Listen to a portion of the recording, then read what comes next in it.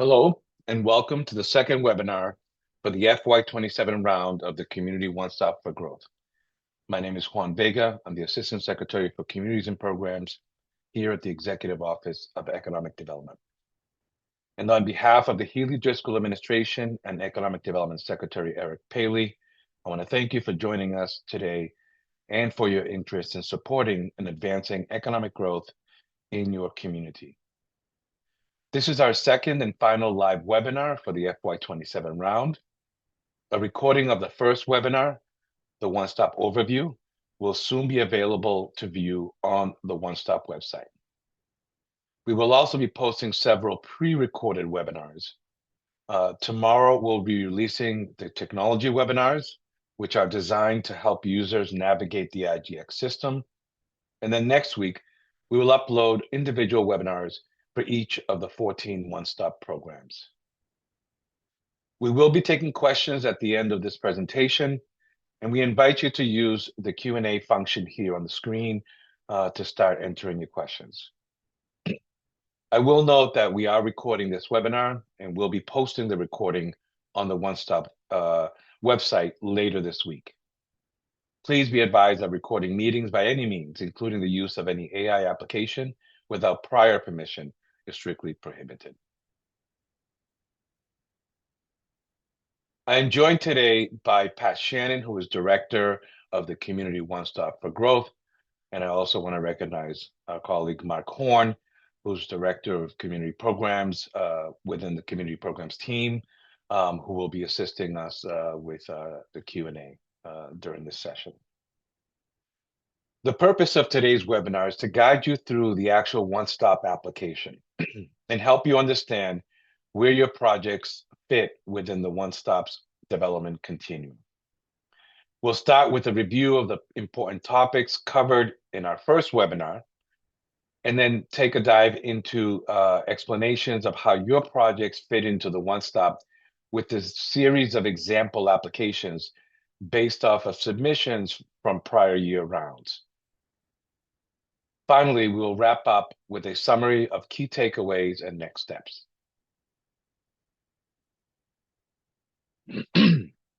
So we'll start with the brief recap of the One Stop, beginning with the programs that are available in this round. From EOED, we include the MassWorks Infrastructure Grant Program, the Rural Development Fund, the Massachusetts Vacant Storefront Program, the Massachusetts Downtown Initiative Capital Grant Program, and the Seaport Economic Council Grant Program. From the Executive Office of Housing and Livable Communities, we are offering the Housing Works Infrastructure Program, the Housing Choice Grant Program, Community Planning Grant Program, and the MBTA Community Catalyst Fund. And finally, from Mass Development, we have the Underutilized Properties Program, the Site Readiness Program, the Brownfields Redevelopment Fund, Real Estate Services Technical Assistance, and the TDI Equity Investment Program. For more detailed information, applicants can visit each of the program's website to review specific program guidelines, and we strongly encourage watching the program webinars as they become available. Okay, so again, as part of this recap, we want to talk about how the One Stop is organized around a framework that we call the development continuum. The continuum reflects the full life cycle of any major community development project, from early visioning and planning through site preparation and then finally construction. It is designed to help applicants understand how their projects align with the one-stop programs. Applicants should use the development continuum as a guide to determine where their project is in that life cycle and where it may fit best within the one-stop. Each project submitted must align with one development continuum category.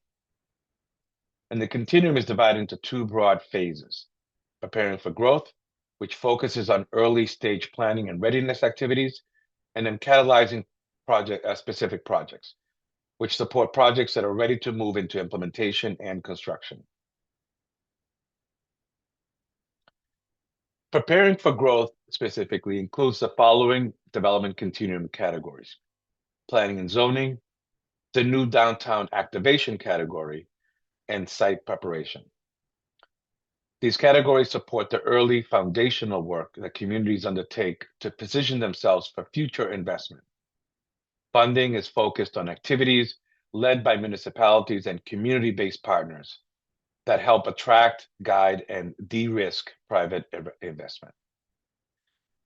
Eligible activities may include developing a community-wide and district-wide specific plan to guide the growth, making strategic downtown improvements to support business activity, or completing the early site work and analysis needed to make a specific parcel viable for future development. And then on the other side, the catalyzing specific projects includes the building and the infrastructure continuum categories. These categories include the programs that support the implementation phase of development, providing grants for construction activities that leverage private investment and result in tangible outcomes, such as new commercial, industrial, or residential development, while advancing a community's broader vision. The building category supports vertical construction with an emphasis on the rehabilitation and reuse of vacant and otherwise underutilized buildings. The infrastructure category, on the other hand, focuses on horizontal infrastructure investments needed to enable development, including roadway improvements, water and sewer upgrades, utility extensions, and other infrastructure necessary to unlock new housing and job creation. New this year, there are also opportunities for coastal communities to pursue funding for infrastructure projects to help grow the local maritime economy. The final topic in our recap is the one-stop full application, which is the actual mechanism that applicants will use to formally request grant funding. All applicants must complete 3 forms in order to submit an application. Form 1 is the applicant information, which collects details about the organization submitting the application. And for organizations submitting multiple applications, this information will automatically carry over from one application to the next, so it only needs to be completed once. Project information is where applicants provide details about the specific project being proposed for funding. While the questions on this form vary based on the project type, all applicants begin with a shared core of set of questions. These include the project narrative, budget, anticipated outcomes and impacts, and progress made to date, for example. Any additional questions will appear as needed depending on the development continuum category and the specific project type that was selected. Finally, Form 3 is the signature page. This is where the applicant is confirming that they have the authority to submit the application on behalf of that organization. It's important to note that applicants seeking funding for multiple projects must submit a separate application for each project. And while there's no limit on the number of applications one organization may submit, applicants should always keep in mind that similar projects within the same category will naturally compete against each other for funding in that category. With that, I'll hand it over to Pat to walk us through a series of project scenarios and discuss how different types of applicants would apply through the one-stop. All right, great. Thanks, Juan. So again, my name is Pat Shannon. I'm the director of the Community One Stop for Growth here at EOED. So before I dive into the different project scenarios, I'm going to take a moment to highlight one of, or the most important question within our application, which is question 2.4, project categories for grant consideration. So this question is where applicants tell us where their project falls within the development continuum. The answers provided here guide the types of questions that the applicants ask throughout the rest of the application and largely determines which programs will ultimately review the application. Applicants select the development continuum category and subsequent project type and project focus that best fit the project being proposed. In the example on screen here, we have an applicant that has selected site preparation as their development continuum category.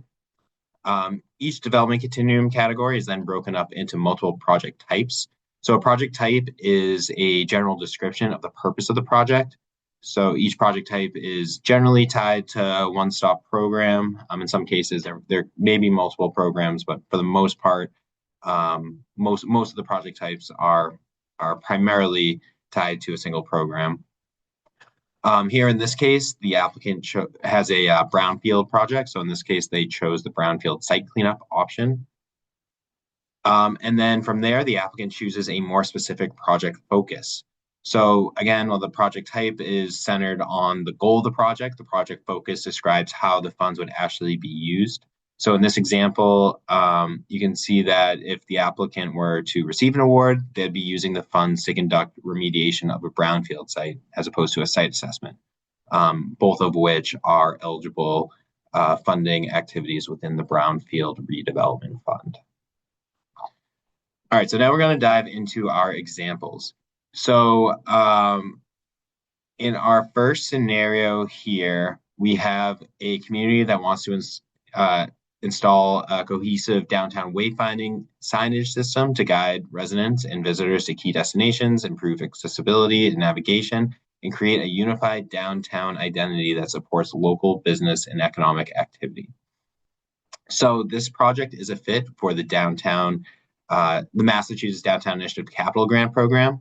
So this is a new program within the One Stop that both builds on and replaces the MDI Technical Assistance Program, which many communities on this call have likely benefited from and have grown to love over the years.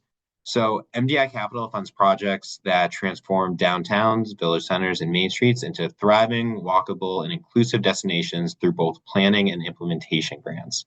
So in the case we have on screen here, this would fit into the implementation side of the program. So this project falls within the downtown activation category under the project type downtown improvements to support growth. So in addition to wayfinding and signage implementation projects, these projects could also include streetscape and public realm improvements, as well as upgrades to public spaces that encourage pedestrian activity and therefore support local businesses and hopefully reduce vacancies in a downtown. On the other side, the planning grants within MDI Capital fall into the planning and zoning development continuum category. So these are grants that support projects that help communities establish a clear vision and roadmap for downtown improvements, such as a downtown or village center improvement plan, a study to identify public realm improvement strategies, or potentially a plan to establish a district management implementation framework. Next up, we have a community that wants to use tax credits to incentivize small business recruitment within their downtown. These tax credits would help complement the town's existing small business grant program to further support recruitment efforts. And just to specify, this would be recruiting businesses within vacant storefronts in the downtown. So in this case, this project is a best fit for the Massachusetts Vacant Storefront Program. The Vacant Storefront Program provides communities with up to $50,000 worth of refundable tax credits that can be used as a tool to recruit businesses to storefronts that have been vacant for 6 months or longer.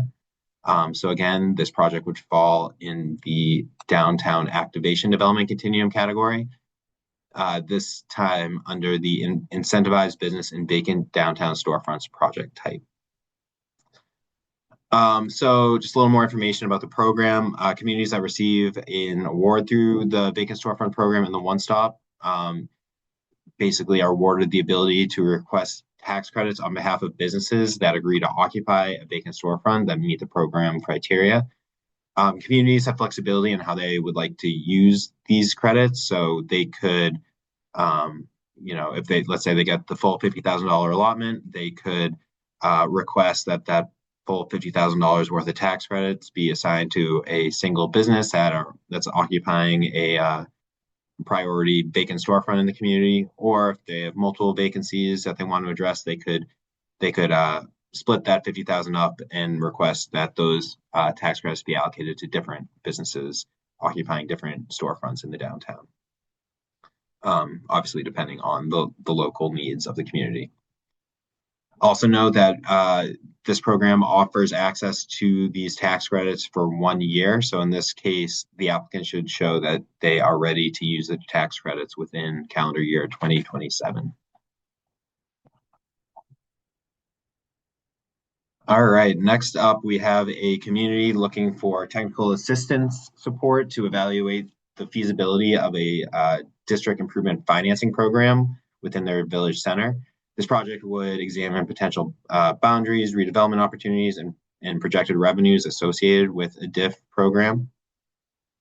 For this type of project, the applicant would select the commercial district redevelopment technical assistance project focus within the planning for economic growth project type, which lives within the planning and zoning category. So I kind of said that backwards, but it would be planning and zoning, development continuum category, planning for economic growth project type, and then commercial district redevelopment technical assistance as the focus. So planning for economic growth is a new project type within the One Stop. It covers a broad range of initiatives aimed at commercial and economic development planning. So in addition to commercial district redevelopment projects, it also includes the downtown village center improvements and district management plans, which are basically the two kind of project focuses associated with MDI Capital's planning component, as well as there's also opportunities for coastal communities to pursue planning projects to help plan to support maritime economic development within the community. So commercial district redevelopment technical assistance projects are primarily funded through the Real Estate Services Technical Assistance Grant Program. Not grant, it's a technical assistance program. These planning projects are designed to drive economic development activities in commercial, industrial, and mixed-use districts. Beyond DIF feasibility studies, these projects could also support corridor studies or broader district redevelopment strategies. All right, so for our fourth scenario, we have a housing choice community that would like to update their housing production plan that recently expired. The plan will guide future planning and development of affordable housing within the community. So this project is again in the planning and zoning development continuum category, and this time would fall under the planning for housing project type. So this planning for housing is primarily associated with the community planning grants program. There are 3 project types within planning and zoning that are primarily aligned with community planning. So there's community plan, zoning revision, and planning for housing. So again, this project falls squarely within planning for housing, which this year is focused specifically on supporting the creation of planning documents to help guide housing production within a community, focused on the community as a whole rather than specific sites. So again, we have housing production plans, we have housing plans that align with state goals and regional goals, things like that to really help a community plan to produce more housing. So in this case, in addition to being considered by community planning grants program, this is a housing choice community, so they would likely also be reviewed and considered for funding by the housing choice grant program.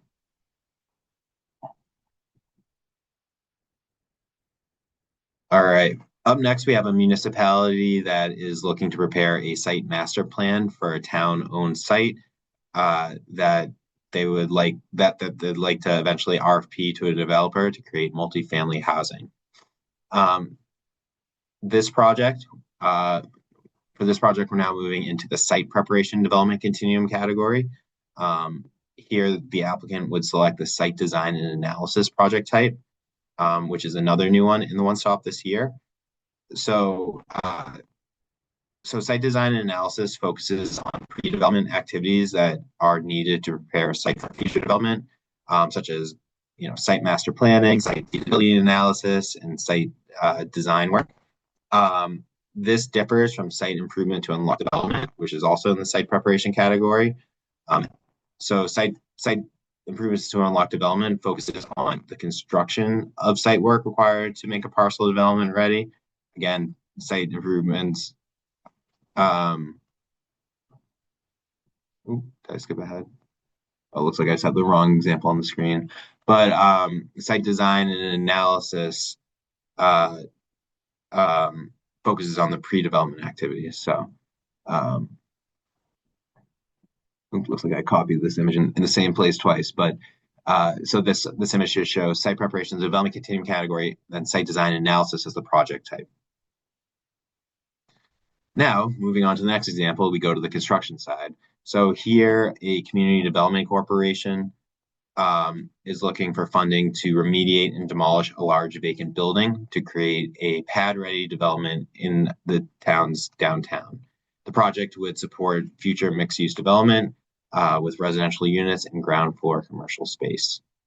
So again, because this project involves construction activities needed to prepare a site for redevelopment, the applicant would select the site improvements to unlock development project type within the site preparation category of the development continuum.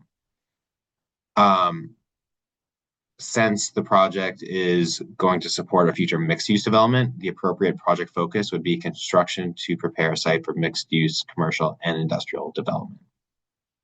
So as you can see on the screen, the project focus has two options here. One option specific to housing development, and the other specific to mixed-use commercial and industrial. It's important to remember that all site preparation projects are intended to position sites for future private investment that leads to either housing, commercial, industrial, or mixed-use development. So projects, build out to prepare a site for park or other kind of more municipal public uses likely are not going to be competitive. All right, moving along to our building section, we have a for-profit developer that is proposing to redevelop a vacant former school building into market rate residential units. Grant funding would support the building rehabilitation and accessibility improvements needed to bring the property into compliance with current ADA standards and enable future residential development.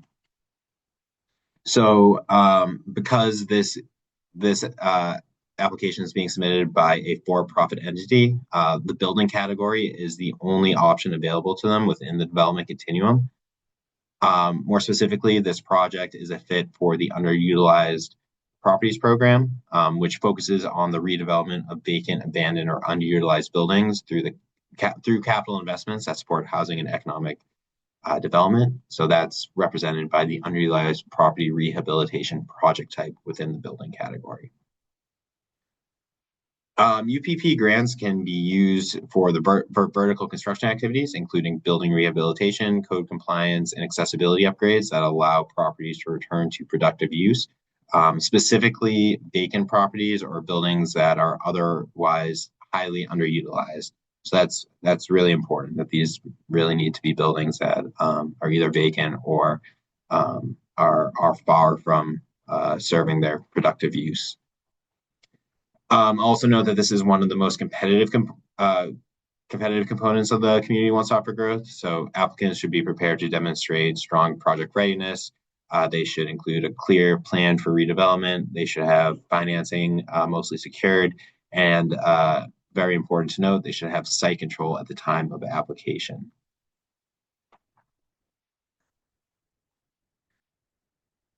All right, moving towards the end of the development continuum, we're going to look at a few scenarios that are related to infrastructure funding. So in this case, we have a rural municipality looking for funding to extend a municipal water line along a state highway to support a proposed mixed income rental housing development.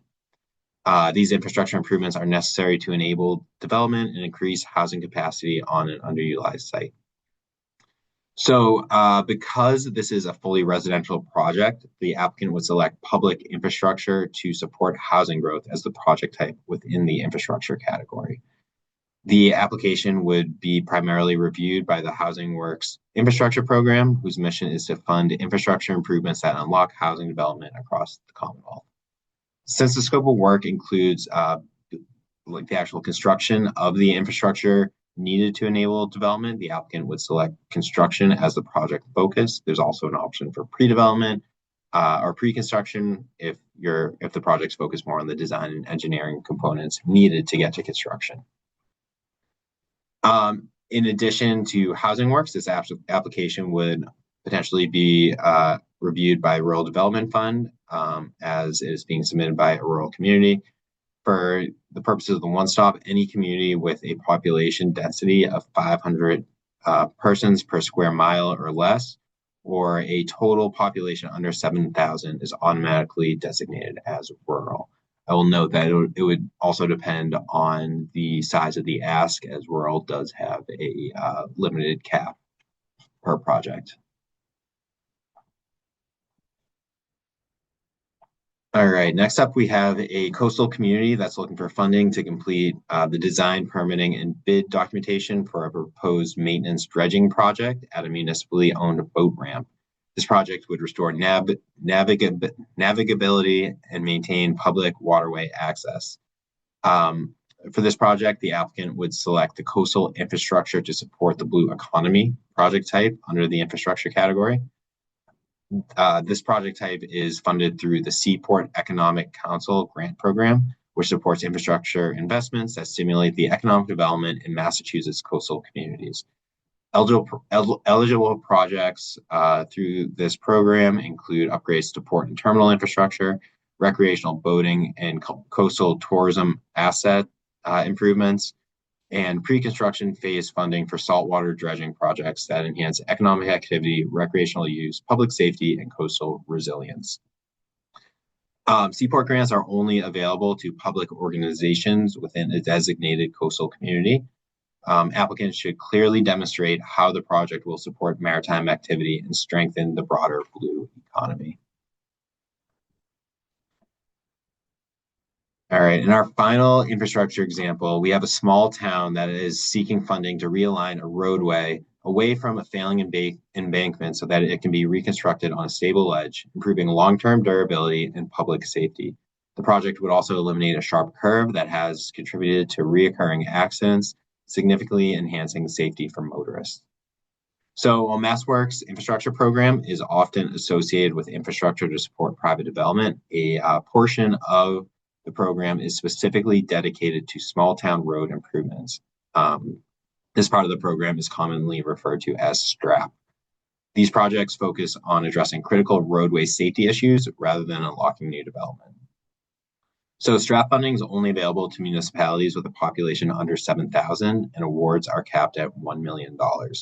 Applicants must clearly demonstrate that the existing roadway conditions pose a documented public safety risk, such as a history of crashes or structural instability.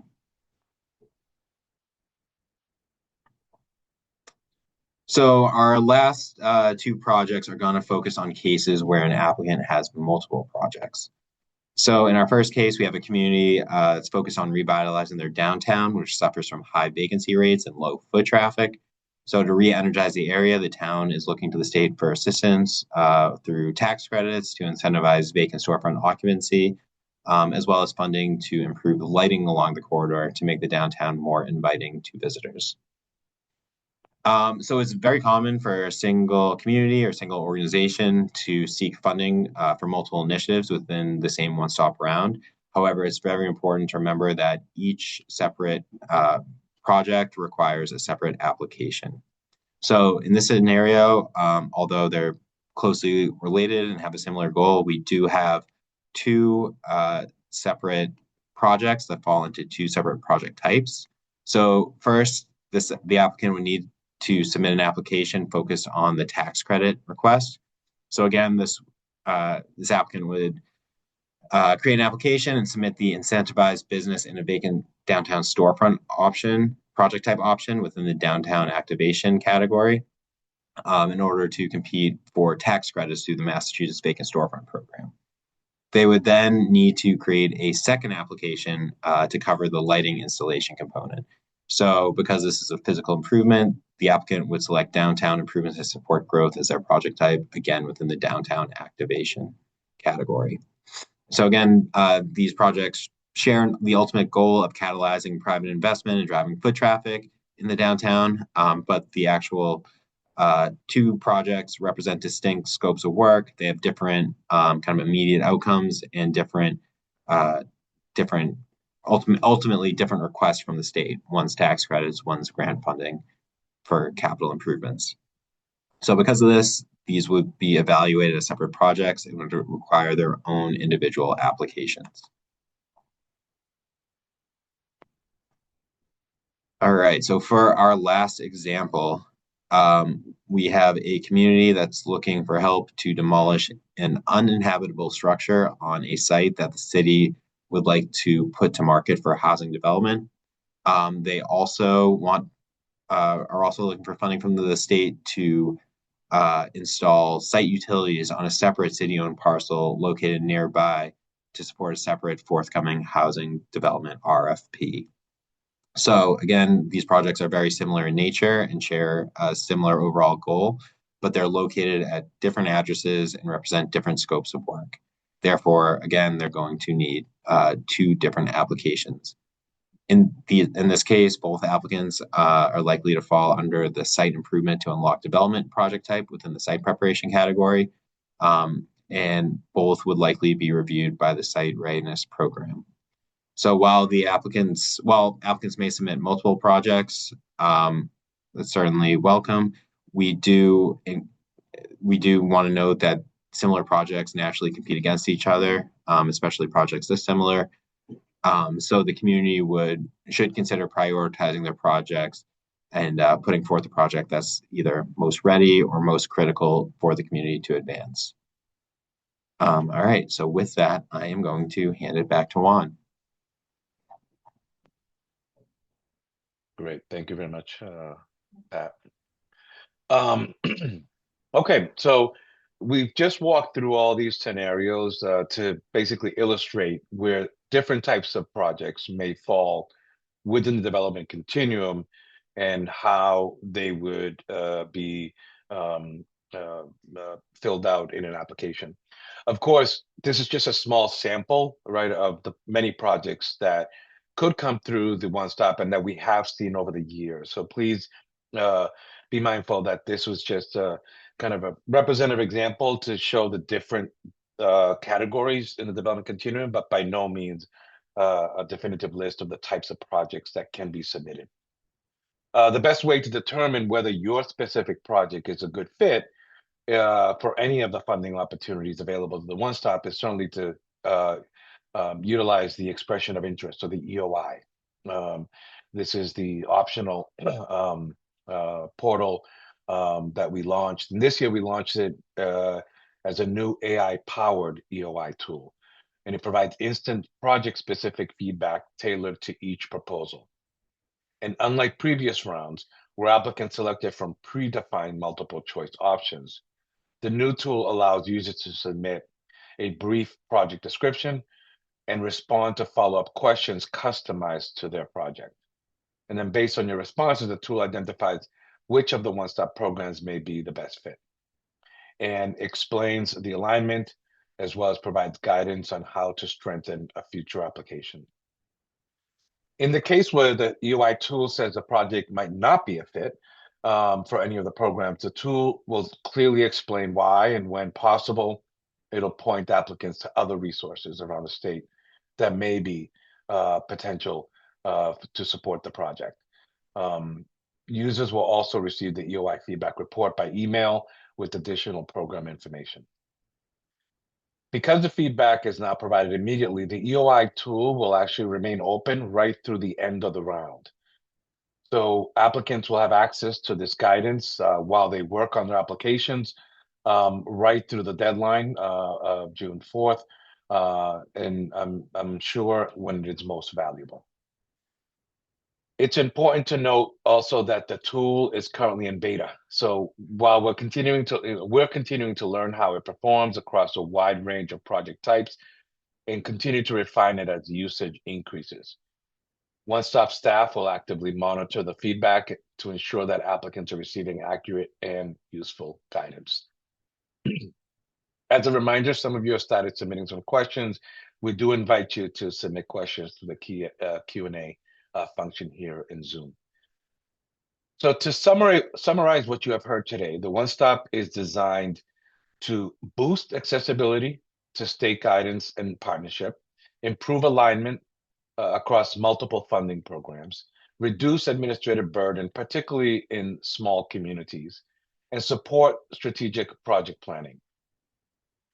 When completed, when completing question 2.4, as Pat noted, the project category for grant consideration, the development continuum category, the project type, and the project focus that you select is going to guide the questions throughout the rest of the application. And this will largely determine which program or programs are going to review that project. For FY27, we've added several new project options, including planning for economic development, downtown improvements to support growth, site design and analysis, and coastal infrastructure to support the blue economy. We strongly encourage all applicants to take advantage of our guidance opportunities, particularly this new AI-powered expression of interest tool, as well as the upcoming virtual office hours, to ensure that projects are aligned with the right program and best positioned for success. Okay, we thank you for participating. We want to now move into the question phase. Thank you for those that have started to submit questions. So Pat and I will kind of just Yeah. work So, through these. yep. So we have a few here. So first off, we have a question about multiple or about a project in multiple stages. The question is, can you apply for one project but multiple stages? Example, pre-development and construction for the same project. Can you apply funds to past expenses like pre-development?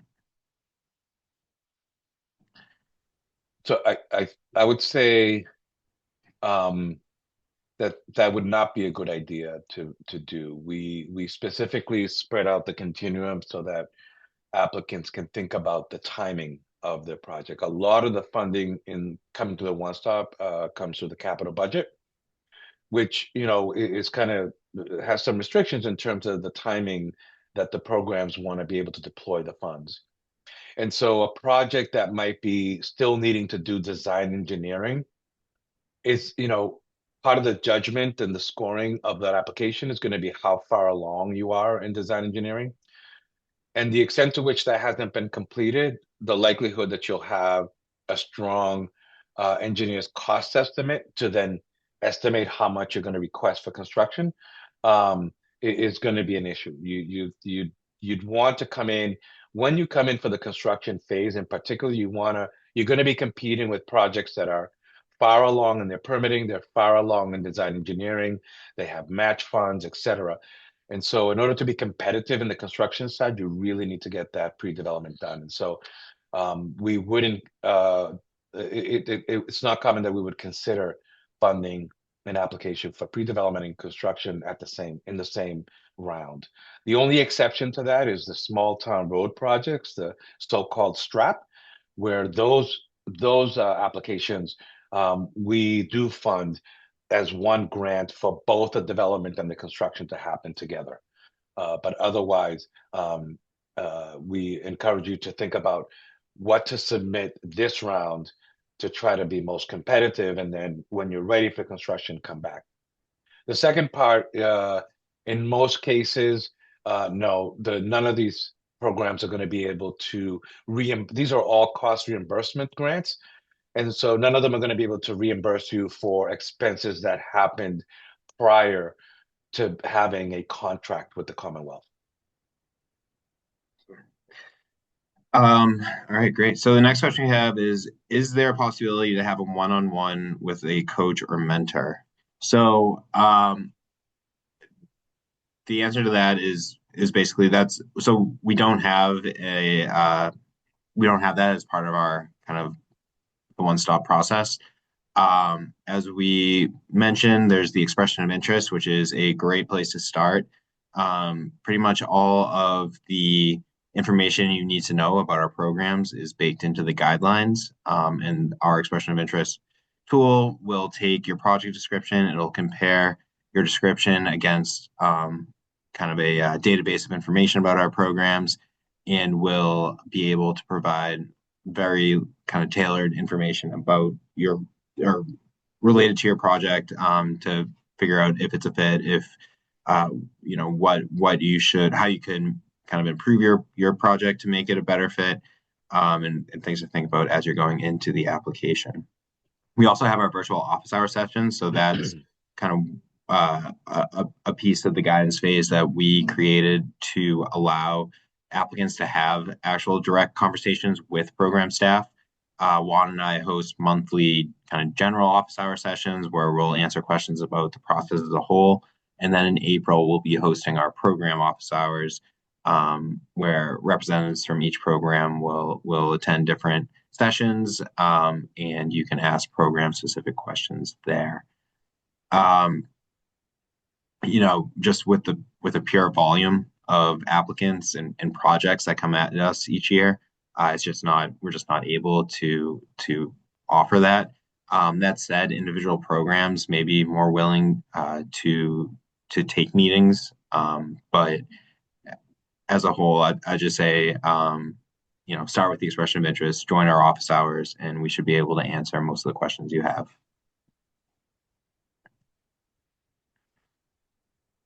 Um, all right. Next question is about tax credits. It says, can someone buy your tax credits? So the answer to this is no. No.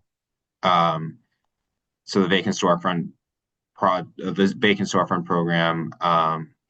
basically the end goal of this, the state assigns tax credits directly to the businesses uh, that occupy these storefronts, and uh, the refundable tax credits that are either applied against a tax liability or then are obviously refundable, can be refunded for kind of above that liability, whatever is not uh, eaten up by a tax liability. Yeah.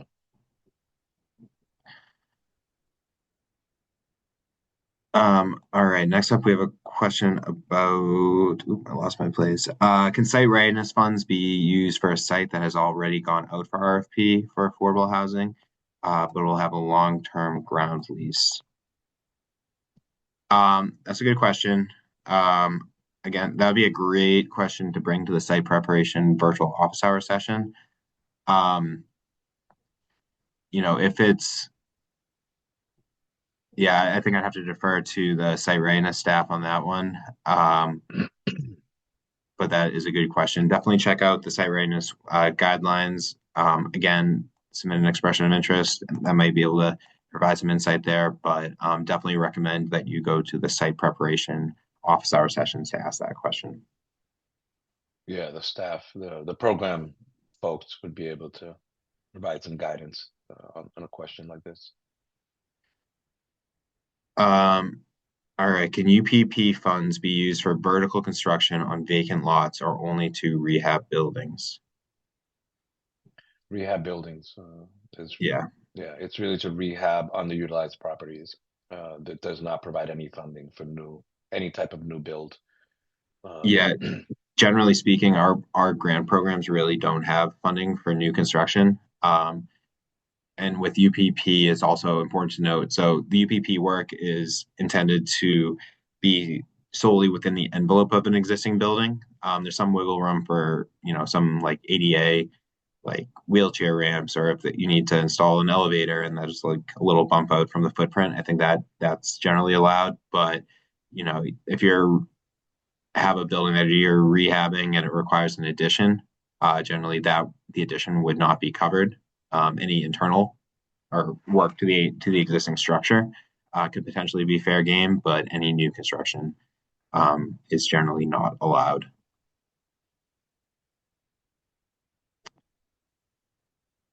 Um, do you have a running list of municipal deadlines? Last year, one municipality's deadline didn't run up with the state deadline. Yeah, if the person who asked that could follow up with a little more detail, I'm not clear. We're not clear on what deadlines, if you mean the application deadline or meeting deadline, or it'd be helpful if you could expand on that. Um, so next question, would you consider leaving the EOI tool open throughout the year so that applicants can work on improving proposals outside of uh, the RFR period, so outside of the one-stop round? A longer runway would allow for a better chance for data gathering and analysis and developing public support.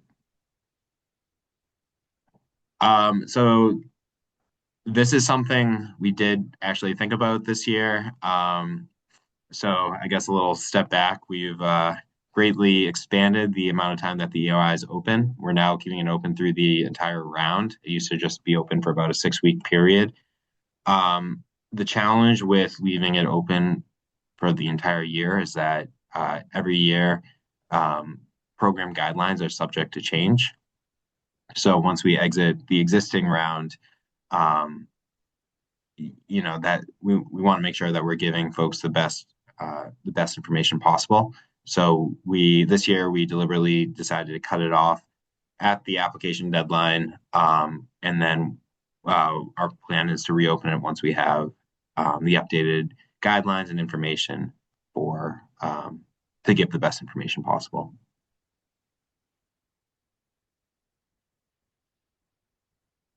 Um,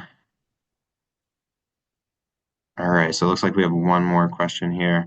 Does UED or Mass Development expect that there'll be a replacement for the collaborative workspace program in the future? So this is a program that was in the One Stop and then was suspended last year, and again wasn't included this year. Right now, I'm not aware of any plans to replace that program. So unfortunately, I don't have an answer for that right now, but or I don't know about the future, but as of right now, there's not a plan that I know of to replace the program.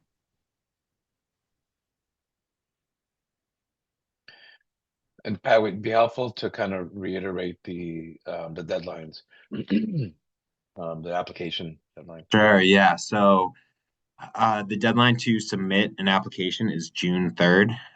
So the application actually opened on January 23rd. So right now the application is open for folks to go in and start working on your applications. Um, we begin our submission period on May 4th. So basically, you have the month of May through the first Wednesday in June to submit your applications.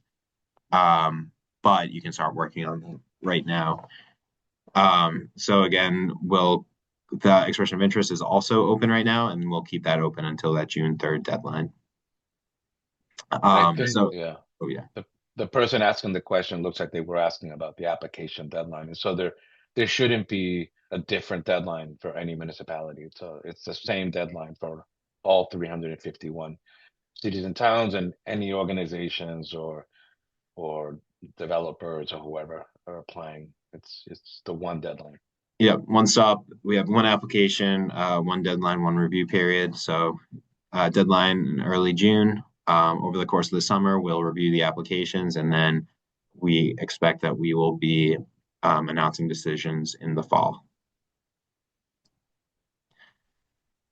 Great. Um, A few more questions, yeah. Yep. So next up, we have the Commonwealth has expanded its definition of coast through the Resilient Coast Initiative to include some tidal rivers. Would be curious to know if infrastructure on these sections of waterways would also be eligible for coastal infrastructure to support the blue economy.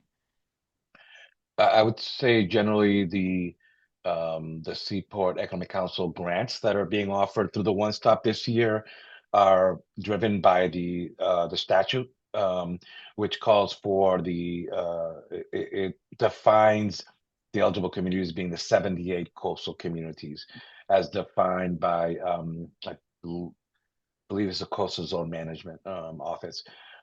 So it's those 78. So I do understand that there's additional coast and definitions that may be in place through various initiatives, but the Seaport Economic Council program is specifically defined as being to support port infrastructure within the 78 communities. And the guidelines will offer some additional guidance on that. And um, yeah. All right. So right now we got one more question. It said, and the question is, to support a Chapter 40B project that was recently approved, potential infrastructure improvements include replacing corroded sewer pipe and adding a secondary sewer connection. The scope of work includes survey, sewer, design, permitting, construction admin, and actual construction. Can this all be lumped into one Housing Works application, or is it better to split them up? So, I'll just note for any like specific questions like this, again, it's always better to go to the office hour sessions to get the answers directly from program staff. Um, so in terms of kind of what we were talking about earlier with the multiple project scenario, I just need to read through this one more time. Um, so I'd say that if this project, if this infrastructure work is supporting kind of the same uh, development project, usually that would be considered one project. All the infrastructure work could be considered part of the same kind of overall scope. Again, this includes design, permitting, construction admin, and construction. So you know, I would say look at how ready the project is for construction. That would if you still have a lot of design work to do, maybe better to focus on the pre-construction component. It's hard to say without really knowing more detail, um, but to answer the first part of the question, yes, I think this. It sounds like this would be kind of a single project, um, and that's just a kind of more determining your strategy of whether or not it makes sense to, or whether or not the project will be most competitive, uh, either as pre-dev or as a larger construction project. Yeah, I would add, Pat, I think similar to the previous question we had, right? This is really, and the reason we provide so much guidance through these webinars and office hours is to kind of help applicants think about, right? This is a highly competitive program generally, right? We will get the volume of applications will come in be very high compared to what we're going to be able to fund.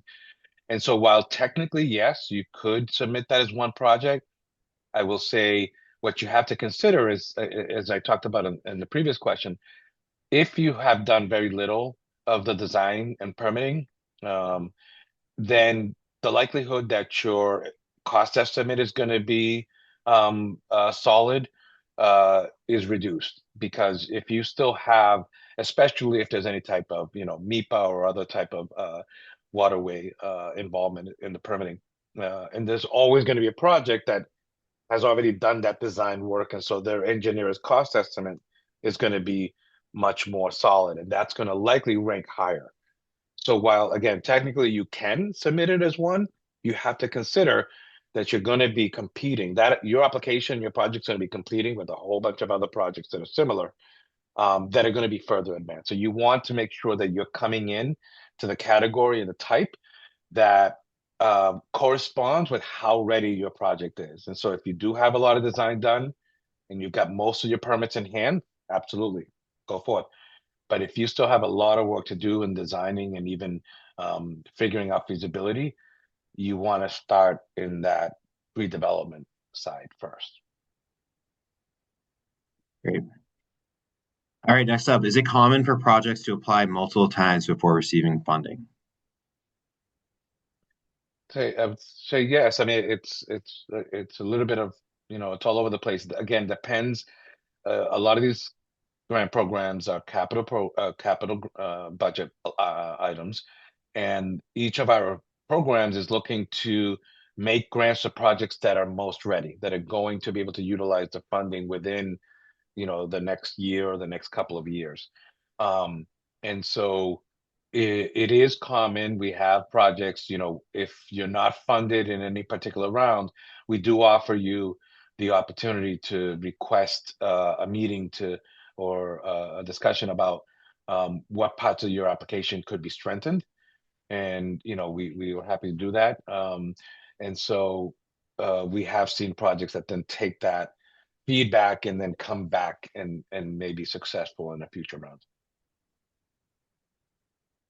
All right, last question we have right now. Can a municipality apply for an infrastructure upgrade to support affordable housing project on land owned by a nonprofit developer?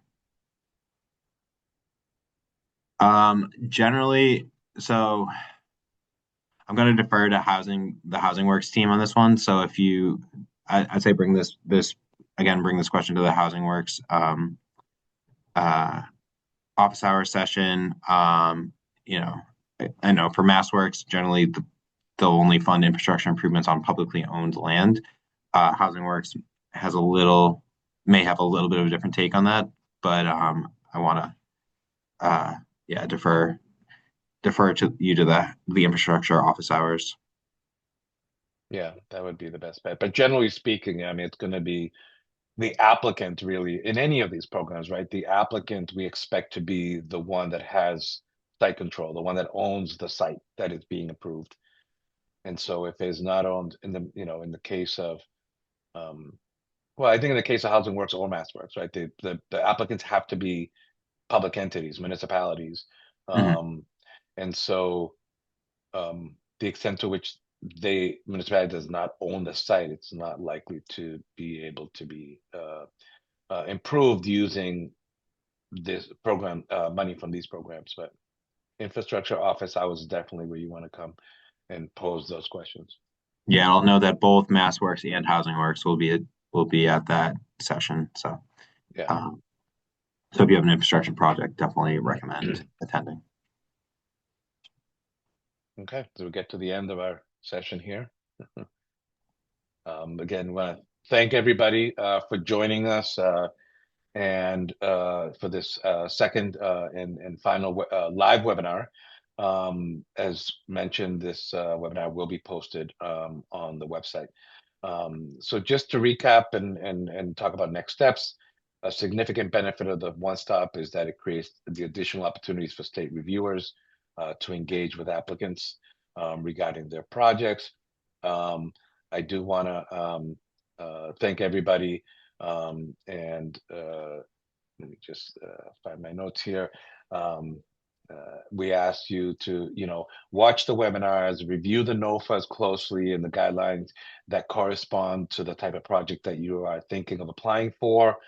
Um, Utilize, it's optional, but we highly encourage you to utilize the expression of interest. There's no limit to the number of EOIs you can submit. You can submit multiple different projects or the same project to try to get some good feedback there. Attend the office hours. The schedule of those are on the website. We have sample templates for full applications that you can use to start drafting responses. And then ultimately, we invite you to visit the website at mass.gov/one stop and to contact us at onestop@mass.gov with any questions. Thank you all very much. Thank you.